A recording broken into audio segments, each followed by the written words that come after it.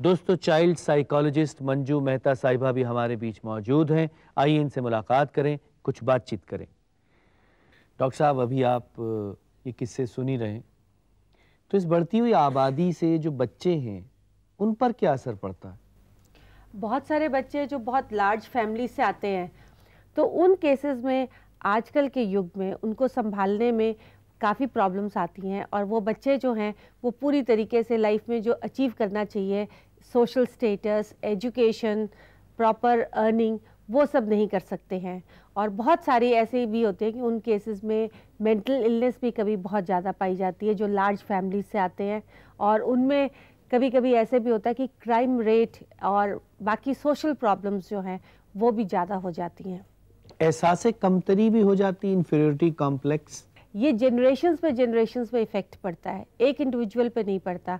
जैसे आज अगर एक इंसान के बहुत सारे बच्चे हैं, उन बच्चों को जब पूरी फैसिलिटीज़ नहीं मिली, वो अपनी लाइफ में वो अचीव नहीं कर सके, तो उसके आगे जो बच्चे हैं वो उनको भी प्रोवाइड नहीं कर सकते हैं जो उन बच्चों को हो सकता है। तो नेचुरली उसमें आदमी को लगता ही है कि मेरी अपनी फैमिली भी और मेरे आगे बच्चे भी वो सब अचीव नहीं कर सकते, क्योंकि हमारे पास में लार्ज फैमिली होने के कारण उतनी फैसिलिटीज़ नहीं है।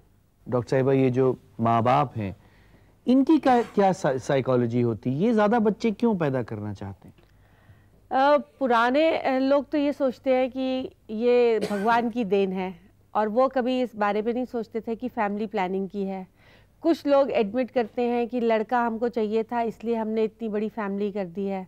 और कुछ लोग जो पुराने विलेजर्स या एग्रीकल्चरल बैकग्राउंड से हैं, उनको लगता है कि ज़्यादा बच्चों से मे बी उनके घर में ज़्यादा प्रॉस्पेरिटी होगी, क्योंकि वो तरह तरह के जो उनके काम हैं उसमें वो बच्चे हेल्प करेंगे।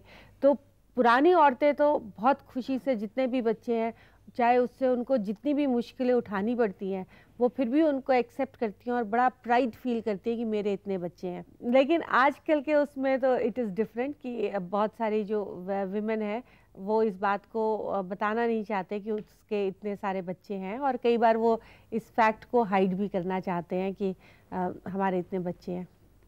तो ये लड़के का जो सिंड्रोम है आज भी ये कायम है कि मेरा एक लड़का होना चाहिए, इसकी क्या साइकोलॉजी है? इसकी एक तो कल्चर इज़ वेरी इंपॉर्टेंट, क्योंकि हमारे कल्चरल ट्रेडिशंस जो हैं, हमारे बिलीव्स और मिथ्स हैं कि हमारे के लिए घर में बेटा होगा तो हमारे ख़ानदान का नाम रहेगा, हमारे को बुढ़ापे में कोई पूछने वाला होगा। अगर लड़कियां होंगी तो वो सब दूसरे घर चली जाएंगी, बुढ़ापे में हमारी कोई हेल्प नहीं कर सकेगा।